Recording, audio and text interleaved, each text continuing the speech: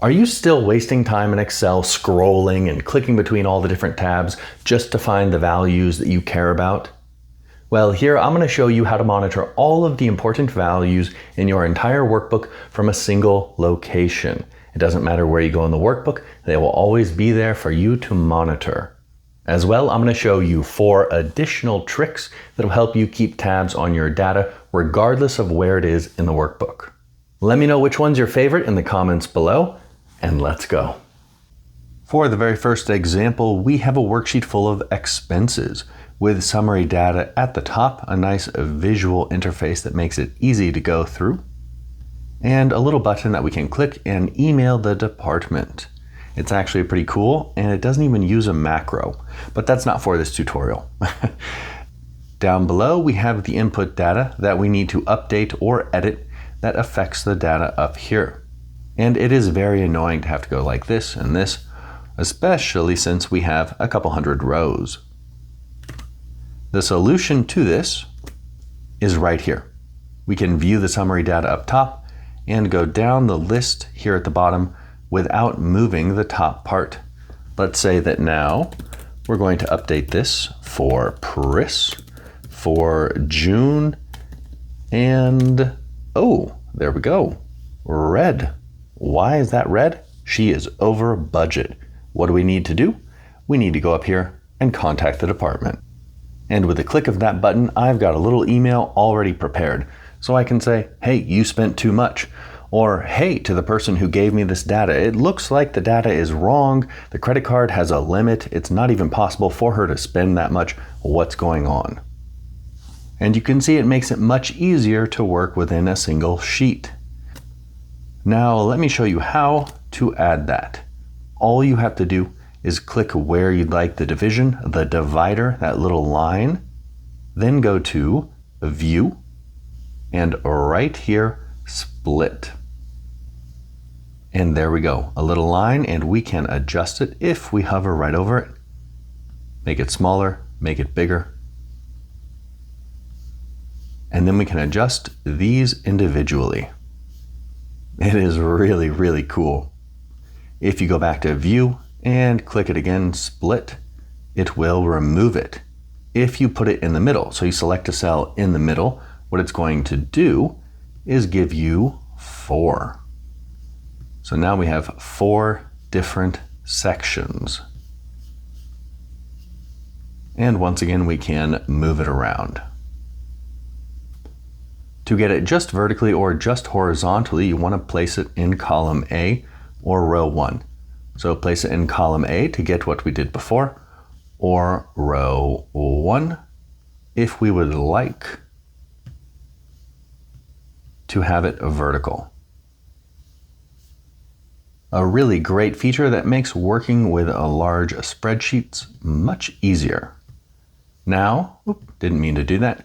Well, let's go to the next example. Is there a way to quickly navigate throughout the workbook without having to go through all of these tabs? What if you forget where a cell is?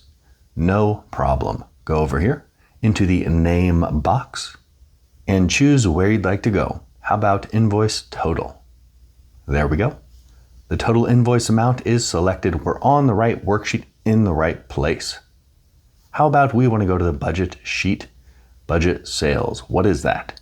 Here we go. We're on the budget sheet right there. You want to go back to where we were earlier. Total expense. Looks a little goofy because the screen is still split, but the point is we can quickly navigate wherever we need to navigate. It is so easy to do. Let's go to budget. Let's say we want to be able to navigate to the max budget cell as quickly as possible. So we click that cell, we go up here, and we type a name that's easy to remember. How about budget max? No funny characters. And if you want to be able to read very easily, you can capitalize the first character of each word, camel case, that's what it's called, or put a little underscore in there. I prefer camel case. And now we can go anywhere else in the spreadsheet and very quickly get back to budget max.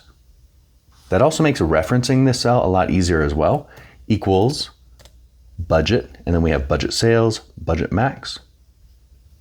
and you have an automatic cell reference. So name cells, really, really great feature everyone should be using. But now let's go to the next tip. This one, I love it. It's so easy to forget, but it's so helpful when working with big data. So here we have lots of rows, 1,250. But let's say that I just want to go down to row 100. How can I get there? Very easily. Go back up to the name box, A100, enter. There you go. You want to select the data, Control Shift over, Control Shift up, Control C. There you go. That is so easy to forget, but it really is so helpful. Let's say that we want to go to cell D250, D250. There you go. Names and the name box can be quite helpful. Over here at teachexcel.com, we are working on a new tool that'll fix your macros with a single click of a button. Let me know if that's something you'd be interested in. You can put it in the comments below here or contact me directly via teachexcel.com. But now let us move on to the next one. This is so cool. Let's monitor values regardless of where we are in the workbook. Let's say we have a few important cells. I bet you this one's pretty important. Are we over or under budget? It's connected to a few different worksheets, but we need to be able to monitor this from everywhere. Go to Formulas, Watch Window. And we get a floating window that allows us to monitor cells within the workbook, regardless of where we are. So you can see we've already got a few here, including the under budget cell and a few from the expenses worksheet. And the value column tells us what's in that value. So we see under budget right there, under budget right here. We can go to different worksheets, no problem. We can even dock it up here. That can be quite nice. In the little screen recorder that I have, it doesn't look that good, but in bigger screens, it can look quite nice on bigger screens. And we can grab it again. So click and drag it. We could even move it outside of Excel and put it anywhere that you need to put it so it's not in the way. We could put it down here. There you go. And it is really easy to use. Also, we can double click and it will take us through the spreadsheet. Now let me empty this out and show you how to make it yourself. We will delete these guys. And let's grab the first cell that we care about, under budget.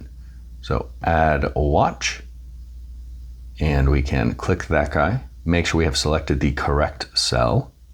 Enter, add, there you go. Notice that down here we've made it very easy to read in the value column. But the value column will just output whatever we have here. So if I input 56, that's what we get for the value column. So what I did here is to actually add the over question mark column as a helper column so that we have a nice visual way to know what's going on. We could add max and current as well. So double click them, add watch, okay. But then we get these numbers and we can't very quickly just look at it and know what's going on. Under budget makes it easier for us. So I advise that you make helper columns like this. Just very simple, equals if logical test. How about this? Greater than this. What would we like to output? Well, over budget or under budget. If it's greater, over budget.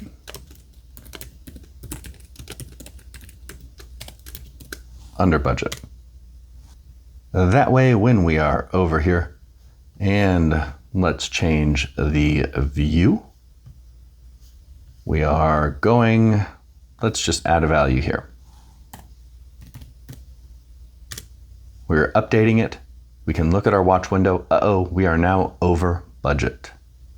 So we don't have to be on the budget worksheet. Just makes working in the workbook a lot easier. Last thing before I go, if we scroll to the right, we have another column. If there's a formula in the cell, you can see the formula there. Now let's close the window and go to the final example, one of my favorites. Here I've got a chart of data. It is nice. It's a chart of our top performers. But where are our top performers? Well, they are hidden over here. We've got the stores, the products, and the salesmen. Perfect. How did we do that? Well, it's a little trick called grouping. All right, let me show you now how to add this real quick. I'm going to go ahead and remove it. So we are going to be working on data in the outline section. Let us go ahead and clear everything. My data here is well structured. That's important for the first thing that I'm going to show you, but not the second way. So click anywhere in here, go to Data, Outline, Group, Auto Outline. Since my data is well structured, it says, hey, I bet he'd like to have it like this, where we can collapse each individual section just to view the title and the total row. It really is cool. I do love this little feature. But let's say that didn't work for us, or we'd like to do it by hand. So I would like to make it so that all of this will actually be hidden. Okay. Select it, then Data, Outline, Group, and just regular group. Now, do we want to group the rows or the columns? Up here is grouping columns. Here is grouping rows on the left. Rows, okay. And now we have a one big group. So we can get all of the extra data out of the way to view just what we'd like to view when we need to. And we can use these numbers up here to make it easier to open and close all of them at once. Now, one little tip, your chart, if you have one, it's not going to automatically move and look good from the start. What you need to do is right-click it, Format Chart Area, Size and Properties, Properties, Move, but don't size with cells. Make sure you have that option selected, and it will stay looking nice when you collapse everything. Which tip was your favorite? Let me know in the comments below. As well, if you have any of your own, I would love to see them. And don't forget, if you liked the video, please give us a subscribe, hit the bell icon, a thumbs up, a comment, and share it with your coworkers if you can. I would really appreciate it, and all of those things help us grow. So that's why I ask for it. Thank you very much for your time, and see you next time. Cheers.